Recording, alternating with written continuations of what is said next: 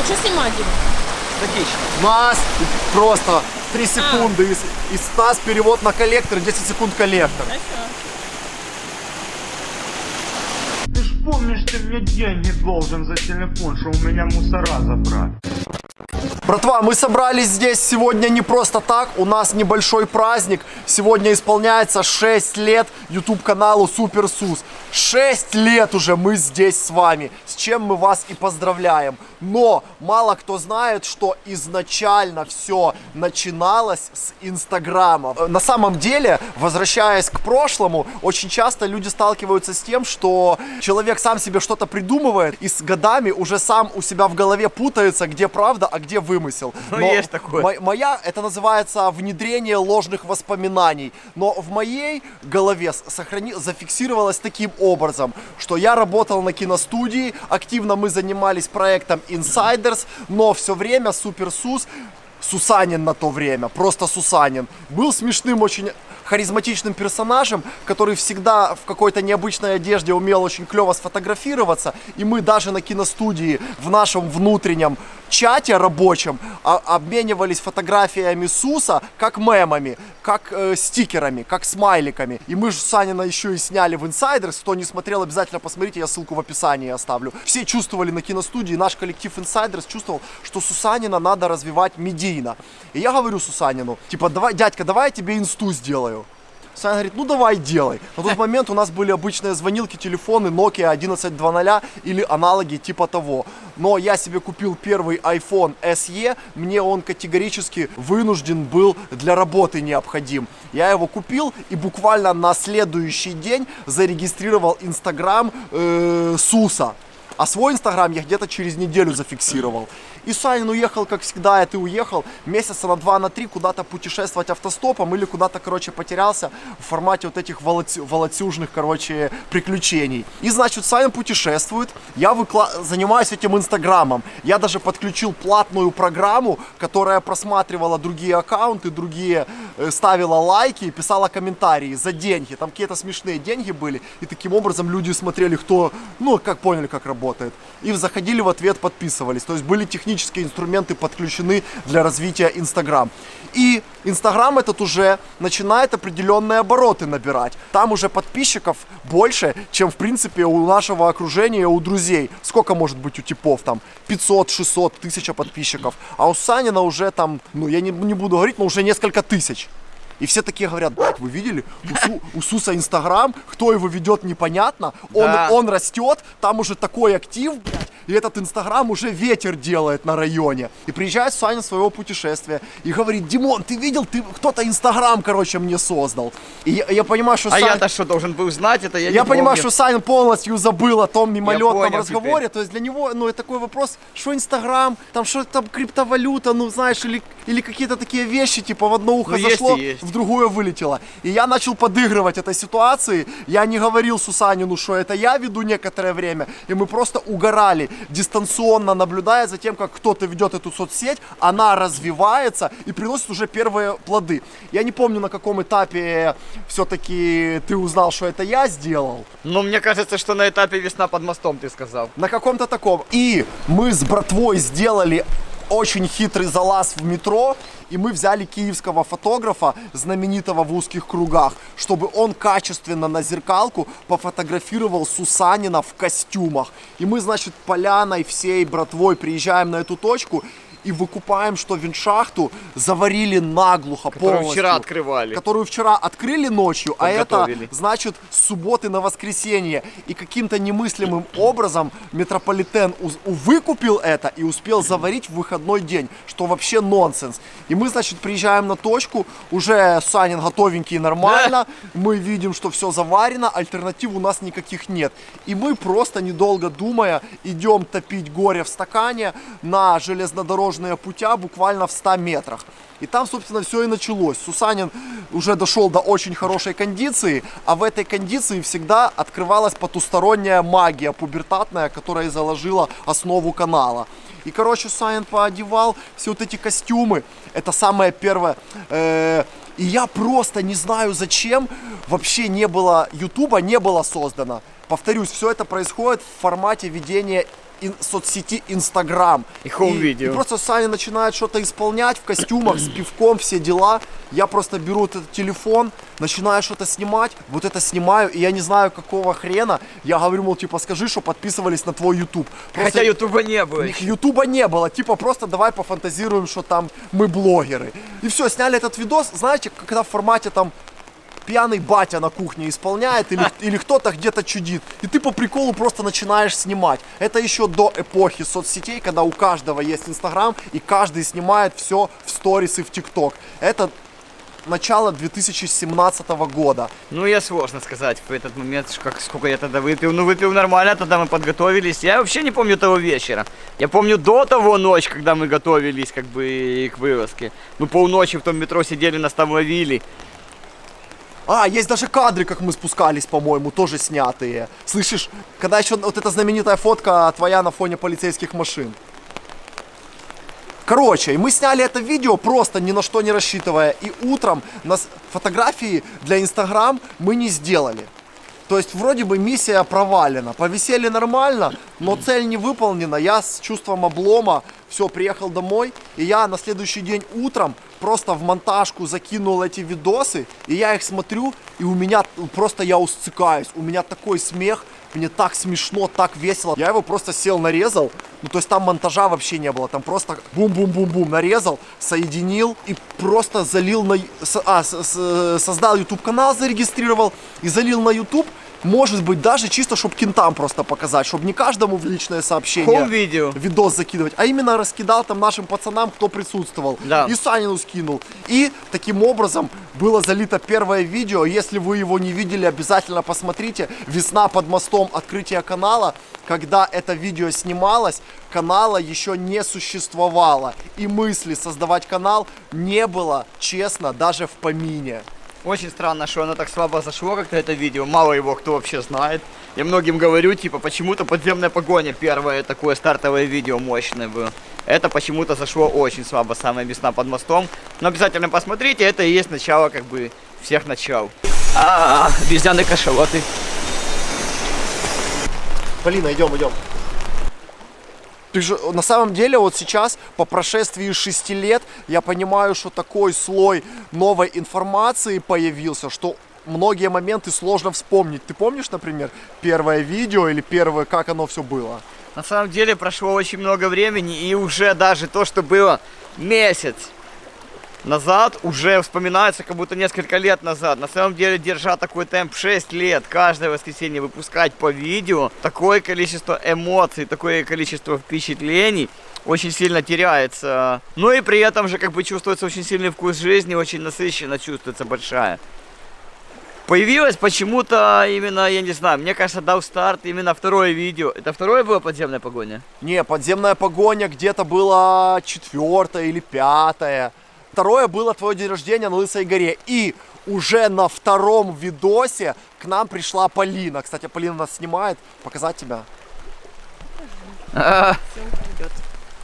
Полина нас сегодня снимает. Полина с нами с самого начала. И на втором видосе на канале день рождения Иисуса на Лысой горе уже присутствовала Полина. Ні, я тоді дуже стіснялась. Я спершу познайомилася з Дімою, і потім з Дімою я була на вилазці, і Діма каже: ну все, класно, відгулялись, типу туди-сюди. Поїхали, у мене у товариша день народження. І такі, ну поїхали на день народження. І потім він вже тільки в машині каже, що ми їдемо к Сусу. А Суса, звісно, я знала, бо Суса, ну хто не знає, в дігерській двіжухі. Типу, я думаю, ми їдемо к легенді, просто к Сусу, їдемо на день народження.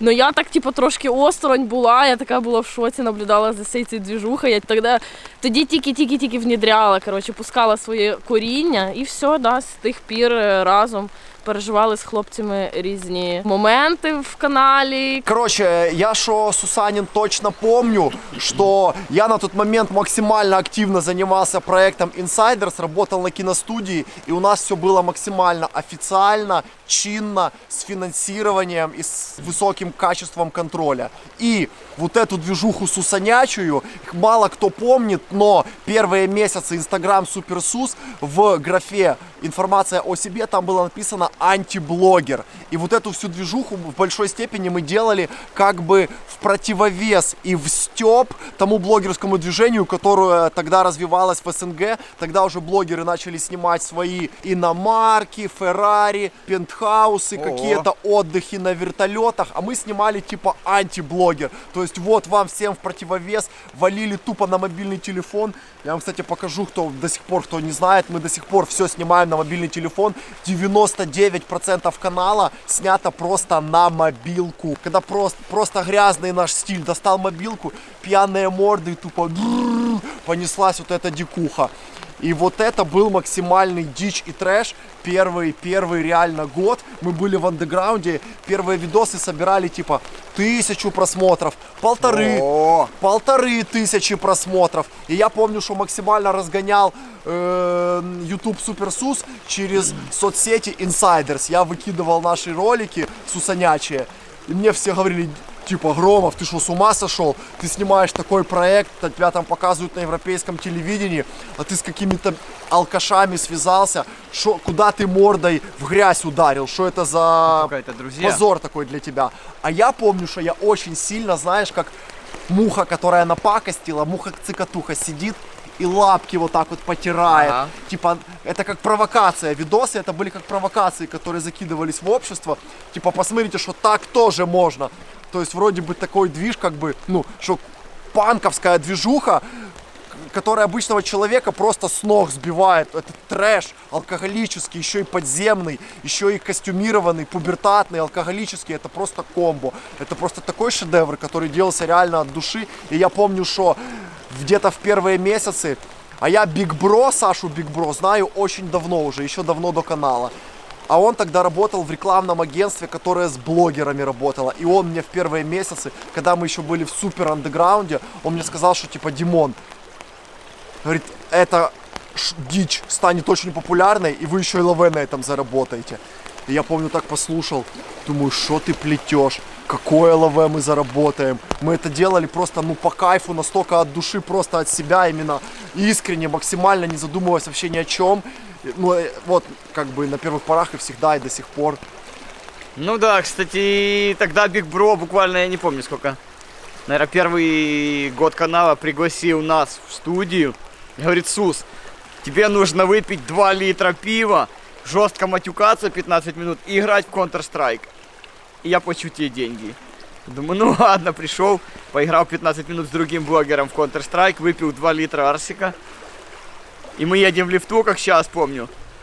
Бро достает доллары и дает просто эти доллары. Я держу в руках эти доллары в лифту. Понимаю, что за полчаса я заработал, сколько за жизнь вообще не заработал. Очень жестко охренел. Смотрю на это все и понимаю, что капец, просто капец. Не, это, кстати, первый заработок. Первый. Это был первый заработок канала. Это, короче, было $500. И мы дали 100 Биг Бро и по 200. По 200. И это надо было просто поиграть в Counter-Strike. 15 минуток. И прорекламировать этот видос на нашем канале. Это был вообще первый заработок.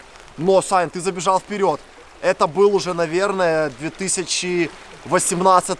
Это... Ну, через год, я же говорю. Через год-полтора. Я через год говорю. Все, пошли на следующую точку.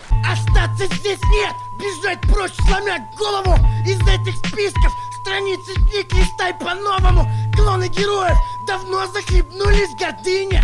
Как и бездушные твари рушат немые святыни!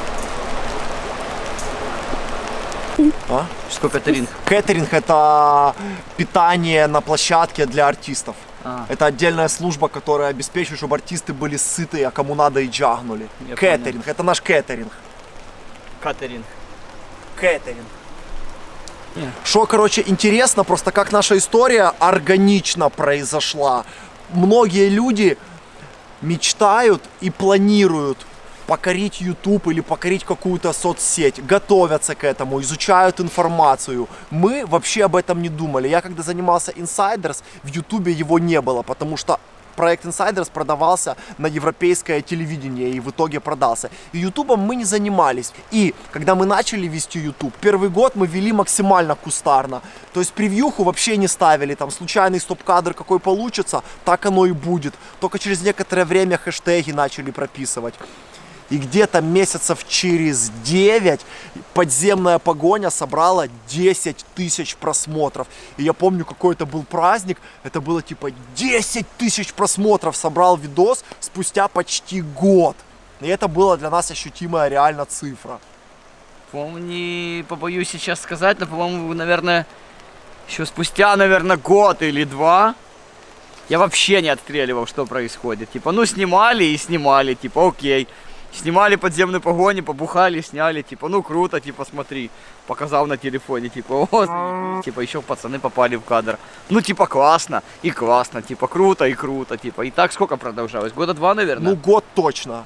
Просто на своем энтузиазме. Возможно, вот эта вот первобытность, непонятность в эту реку ныряя, непонятно, как это правильно делать, это и зацепило людей. Потому что такого никто не делал на ютубе. Все скрашали, все как-то аккуратно делали, все сглаживали острые углы. А мы навалили вот так вот, как и есть. На, именно срака голая, так срака голая. А, кстати, к слову, подземная погоня была снята вообще случайно. Вы тогда квасили на той базе подземной. Я помню, что подъехал с Лансом к вам. Просто что-то мы мимо ехали. Я увидел, что ты в очень классной кондиции. Мы каких-то гостей иностранных вели. Да, и мы просто вот так вот как-то типа, а может давай сходим типа по это? И все, и мы просто, вот этот пиво Летя, подземная погоня, это второе самое популярное видео на канале. Оно снялось вообще без подготовки, без планирования, без ничего, просто на вспышке вот такой спонтанности. Ага. У меня даже Insiders было более сосредоточенным, таким серьезным рабочим делом. А Суперсус движуха, она была такая больше расхлябанная, такая, знаешь, раскрепощенная максимально, никаких не было рамок. Мы еще на том первобытной заре Ютуба даже маты не запикивали. И мы себе практически ни в чем не отказывали. Сейчас цензура сумасшедшая на Ютубе. Все маты у нас запиканы, все острые моменты сглажены. И будьте уверены, что всю дикуху, которую вы наблюдаете в видосах, чтобы вы понимали, она очень сильно редактируется. Не потому, что мы хотим показаться пушистыми, а потому, что YouTube будет просто фигачить ограничения, и видосы не будут никуда попадать. Ни в ранжирование, ни в продвижение. И все это интернет-свобода превратилась просто в такую цензуру, что я даже сейчас не знаю, кого больше ненавижу. Лукашенко, Цукерберга или еще кого-то, кто эти или кто эти страйки кидает на ровном месте. Да, есть такая у нас мечта, конечно, чтобы либо YouTube, либо какая-то платформа появилась, чтобы вообще не было цензуры, как первый ВКонтакте, когда ничего не закрывалось, не запикивалось, да. Можно им на грязь сунуть. Вот тогда мы наснимали бы. Практически до сих пор мы вообще не удаляем комментарии. Только могут редактироваться изредка комментарии, которые касаются девушек. Если у нас Полина снимается или кто-то еще, и если очень жестко высказываются про девушек, то только это иногда мы можем редактировать. В принципе, любые нелицеприятные наезды с максимально личными уколами мы всегда оставляем, потому что это реальный срез мнения общества. Пускай он будет, пускай, баталии происходят какие-то в комментариях. Это важно. Потому что, знаешь, подходят люди на улице, говорят, спасибо, что запикиваете маты, я теперь могу смотреть с детьми. Ну да. Я говорю, типа, пожалуйста, но на самом деле я понимаю, что в жизни мы говорим матом. Уместный мат, органичный, он очень тонко подчеркивает эмоцию и какую-то мысль. И в Ютубе, естественно, мы абсолютно спокойно тоже бы это делали. Мы это вынуждены делать, исходя из правил платформы. Это единственная причина. Покажи мне, только близко, по-сиськи. Больше, чем по-сиськи, не отходи. Что по поводу цензуры, по поводу всей этой движухи, мысль родилась, что когда начинали снимать, Дима имел какой-то уже опыт в этом всем.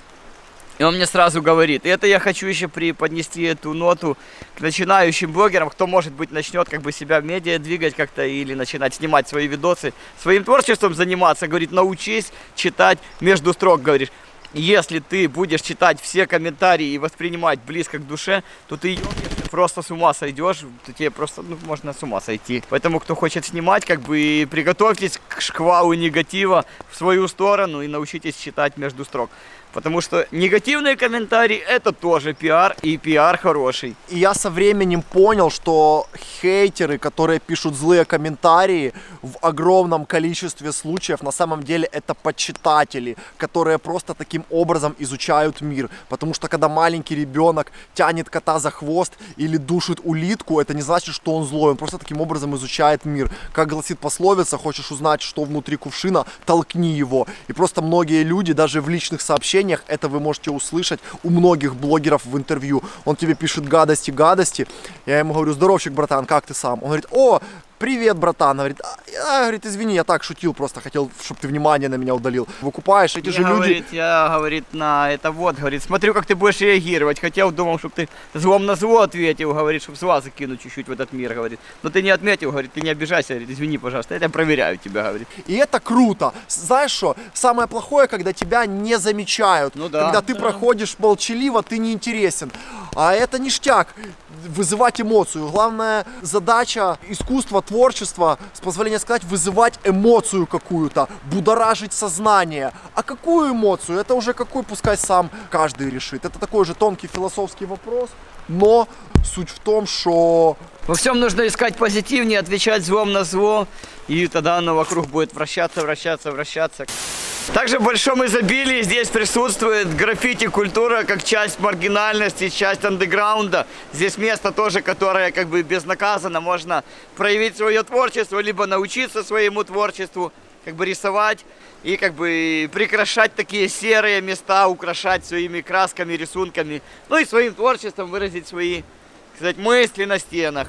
Тоже очень большое количество граффити. Это ж Бэнкси нарисовал. Я не знаю, кто это сделал. Может, Бэнкси или Мэмси. Офигенно. Это не Бэнкси, это Мэмси. Очень красиво. Тематические сказки всякие. Ого, бахает. У нас тут прилеты немного. Пацаны, вы не забывайте, что у нас идет война, и расслабляться не надо. Даже если ты в столице, в любой момент может что угодно произойти. Жаба ЛСД. Я, як Діма сказав раніше, стала присутня на каналі вже з другого відео. На другому відео я познайомилась з Сусом, з паном Сусом. Звісно ж, теж закохалась в всю цю движуху, тому що вона була мега творча і мега самобутня. Самобутня, вчу українську мову, да. І мені просто дуже сильно подобалось, що люди, типа, є тими, кими вони є. Вони нікого не стіснялись, вони прямо от, якщо ти рваний, то ти просто ходиш: смотри, я рваный, я порвал. Что такое? Давай. А уже все, понимаешь, уже канал другой, вже не орі, вже не матюкайся. Все, сразу же поняла, що це вообще це інший світ взагалі, тому що мене ніколи не цікавило, типу там ресторани, там какие-то, ну точніше клуби, вештатись, кальяни, вот это гуляння какие-то. І тут я попала просто в таку мощну движуху, просто енергетично, тому що у людей є якийсь свій світ, своя движуха, братство какое-то, свої місця, оце все секретності. Все, я влюбилась, короче, в цю движуху, я тут лишилась, досі в ній знаходжусь, хоч і думаю, що вже хватить, вже доросла жінка, вже пора вже діточок рожати, але я все одно тут. І, значить, після того, як попала вже на день народження, звісно, я захотіла прийти в компанію Супер Суса і дуже стіснялась, бо Сус така зірка, ну Сус типу, всіх приймав в компанію, дуже, особливо дівчат, такий джентльмен, все. Джентльмен! Да, сідай, тобі попить, щось тобі налить, щось тобі тобі тепло, на тобі підстілочку, на тобі мій рюкзак постели під жопу, там туди-сюди, такий джентльмен, все. Звісно, це і одразу розтопив сердечко. Я багато переживала з хлопцями різних моментів. І за кордон їздили, і разом з Сусом їздили, разом з Дімою потім літали, звісно, шикарно за кордон, шукали Urban Exploration в Європі. І я дуже сподіваюся, що після перемоги теж обов'язково поїдемо в Європу і в світ шукати, знімати, тому що excuse me, but European diggers просто не вміють знімати класний контент. Ну, не вміють вони знімати. Я розумію, що там такі штрафи, звісно. Я розумію, як нас в Парижі гахнули за те, що ми... Але приїде команда Супер Суса в Європу, і там такий контент покаже, не знімає.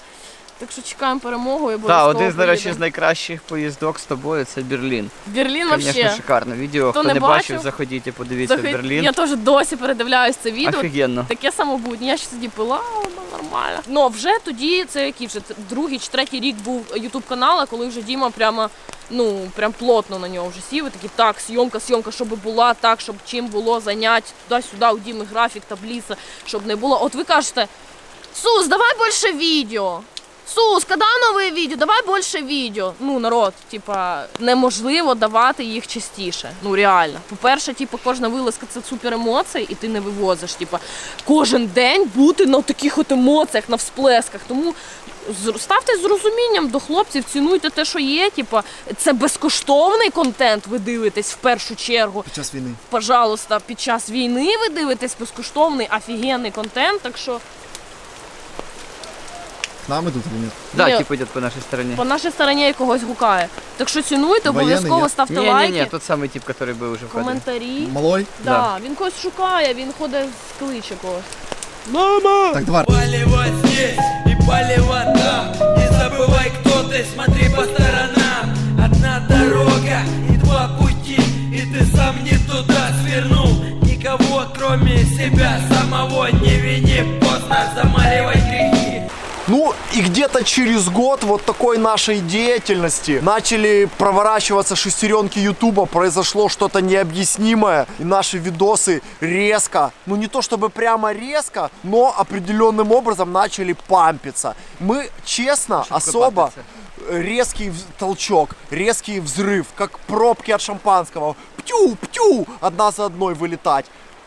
Не то, что прямо лямы начали собирать, но через 1,5-2 года, когда подземная погоня 100 тысяч собрала, я Ого. думал, я писаюсь от счастья, просто все, мы звезды интернета. Как бы честно, я даже не ожидал, особо не рассчитывал, что такая андеграунд-движуха сможет собирать такие просмотры. В этом, конечно, определенная магия. Костры комнат теперь сливаются с ночью, но отнюдь не от того, что обесточены. В углах спальных витает запах смерти, ты как мертв. Стоит просто лечь, еще секунда, то, что ломает плечи. Добро пожаловать, друг, здесь кончаются рельсы.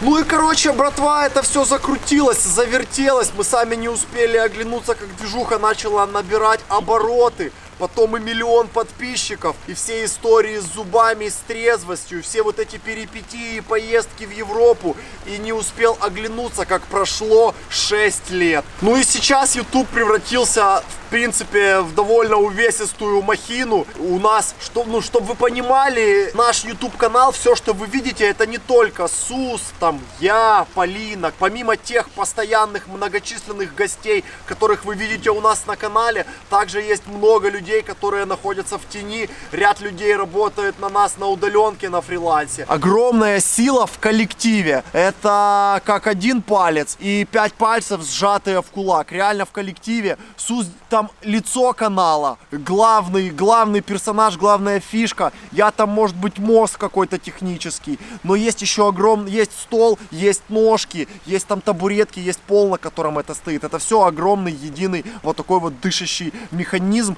Очень много людей, как Дима говорит, которые остаются за кадром. Большинство этих людей, даже я не знаю, кто этим занимается. Это перевод, субтитры, английский перевод, это все делается, менеджеры, как говорит Дима, дизайнеры. Очень-очень много людей, которых я даже не знаю в лицо лично, кто это все делается. Но, как говорит Димон, вся сила именно в большом коллективе. Потому что великие дела можно делать только большим коллективом и вместе. А гуртом добрый батька бытый. И на самом деле вообще вся магия нашего взаимодействия с Сусаниным — это именно то, что мы знаем друг друга уже 18 лет. Прикинь, что мы с извольства вот такими бздюрчиками были, друг друга знали и лазили. И мы, зная друг друга, мы можем так взаимодействовать, как рыба с водой, и в этой среде находиться, и так ловко парировать, играючись, подавать этот материал вам. И все это субородничество, оно вот десятилетиями формировалось, произошел какой-то закон созревания, чтобы превратиться вот в эту форму. И это вообще загадка, как цветок весной вылазит или бабочка распускается. Как это происходит? Я не знаю, это магия. Повторюсь, что мы это не планировали, не задумывали, никак это не просчитывали, оно просто органично родилось само собой и существует до тех пор, пока есть какая-то искра, пока есть огонь и страсть этим заниматься. Я вам скажу, что я сегодня на 2 часа раньше проснулся, чем обычно,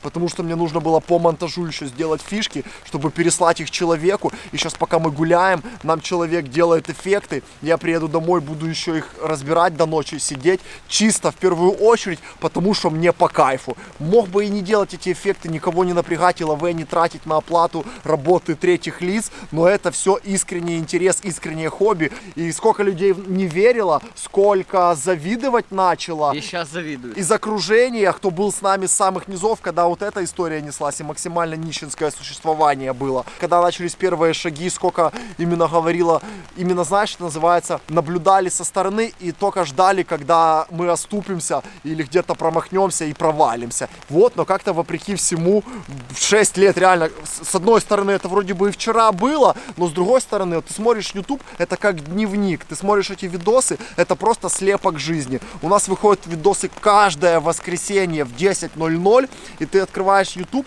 и ты смотришь типа 1, 2, 3, 5, и ты смотришь, что слепок эпохи целый, сколько прошло. И то, что мы сейчас умудряемся снимать, несмотря на войну, на военные действия. Кстати, вы этого не видели, но час назад мы проходили, там в одном месте выбежало около 10 военных. Ребята не дадут соврать. Проверили фотоаппарат, удалили нам часть материала. Просто за каким-то из этих заводов оказалось какое-то предприятие, и нас оттуда попросили вежливо. Но тем не менее, во время войны мы умудряемся регулярно выдерживать этот темп. И на фронт ездили, снимали, и войну вам показывали. Потому что, чтобы вы понимали, 90% локаций у нас сейчас отрезалось, просто отвалилось по абсолютно понятным причинам. Но тем не менее мы вывозим на регулярности, вам подкидываем этот контент.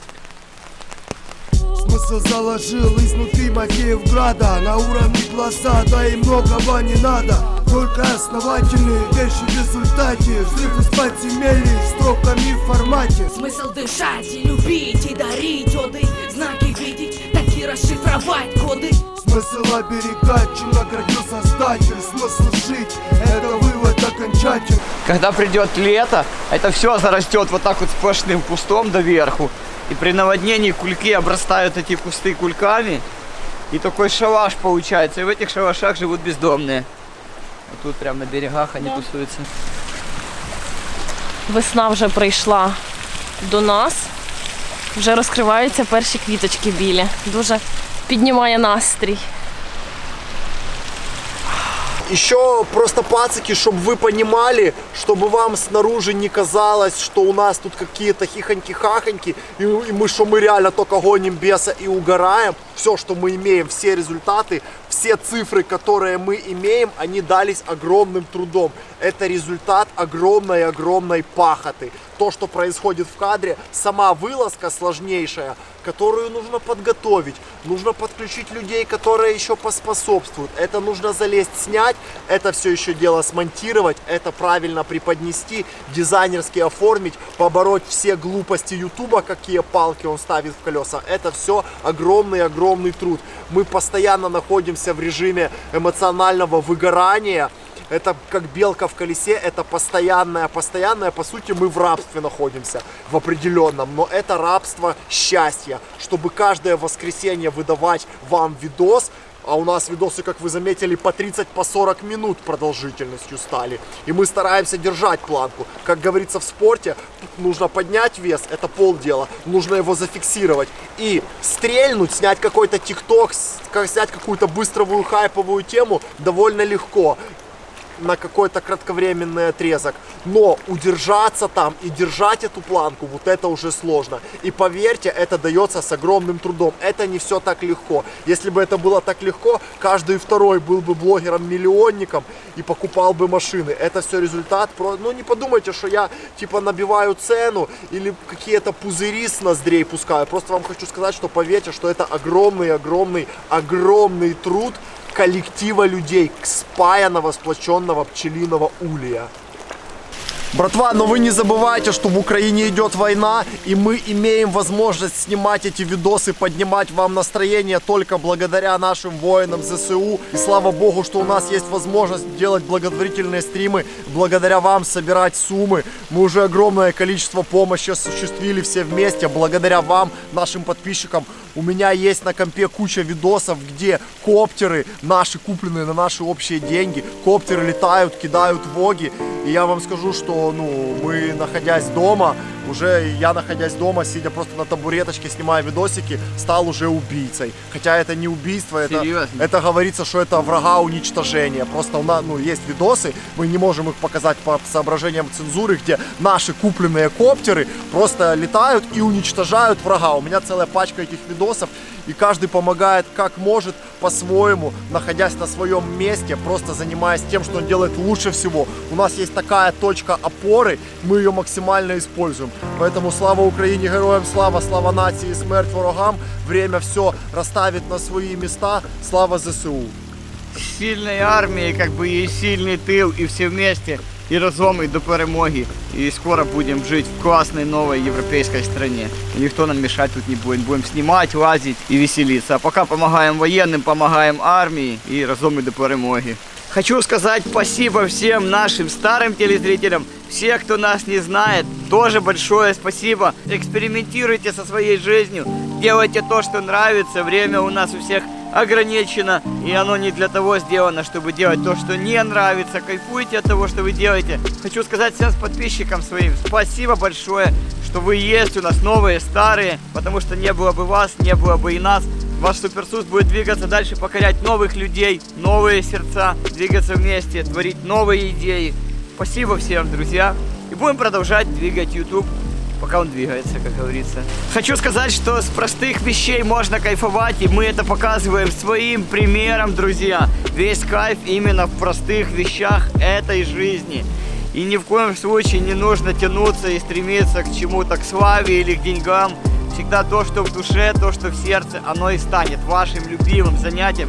Кто еще стоит на дороге, на распусте, куда ему двигаться, вперед или назад, найдите то, что вы готовы делать бесплатно, во что вы готовы вкладывать свои деньги, свои силы, свои эмоции утром, днем и вечером. Это и будет вашим главным, целью в жизни, увлечением главным и вашей радостью, и которая в конечной вас еще и обеспечит, все ваши другие нужды, материальные, женственные и детинственные, все остальные нужды. Спасибо, друзья, всем подписчикам.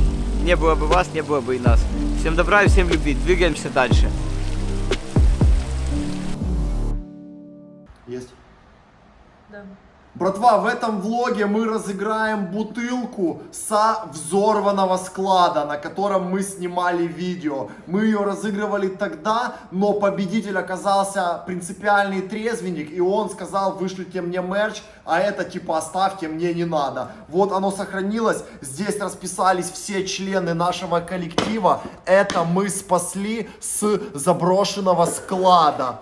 Вот такая бутылочка, оно годится к употреблению. В магазинах это продавалось, они там отправляли, процент на ЗСУ. Разыгрываем вот такой вот артефакт. Напишите в комментариях, как вы познакомились с каналом Суперсус, при каких интересных обстоятельствах. Какое первое видео вы увидели, которое вас зацепило, или какая интересная ситуация этому способствовала. Потому что мы знаем истории, например, что мужчина смотрит канал, является фанатом, а жена ему запрещает, говорит, эту дрянь не смотреть. А потом спустя время жена тоже по чуть-чуть начинает прислушиваться, что там интересное творится, приобщается и тоже становится подписчицей. Напишите свою историю, чисто в 2 словах. И самый интересный оригинальный комментарий, мы вышлем вот эту вот бутылочку.